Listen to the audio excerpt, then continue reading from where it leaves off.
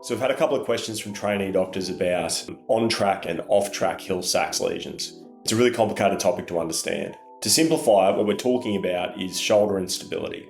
When a shoulder dislocates, the ball comes off the front of the socket and then comes back and hits the front of the socket. So it's like a golf ball sitting on a golf tee, and the ball comes off the front and then is pulled back by the muscles and kind of jams onto the front of the socket or golf tee. This is a shoulder, and so big ball, relatively small socket over here, and if you look at the bottom of it, you can see that the ball is sitting on the center of the socket. Now imagine that this ball is able to come off the front of that. The front of the socket looks like a log splitter. And so what that does is it can leave a ding in the back of the ball here called a Hill-Sachs lesion. The principle of on-track and off-track lesions is that if a lesion is determined as on-track, it can never reach the front of the glenoid. And what that means is if the Hill-Sachs can reach the front of the glenoid, it's able to lever the ball out because it's a ding or a flat spot. On-track essentially means that the size of the defect is smaller than the size of the glenoid.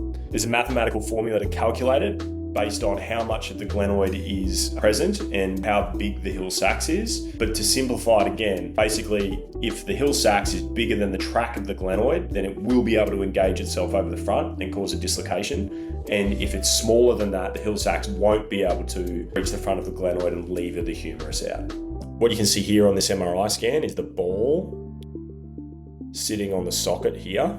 And so that looks like that there. So we're chopping this arm up like a salami almost. And so there's different sequences on this MRI to see.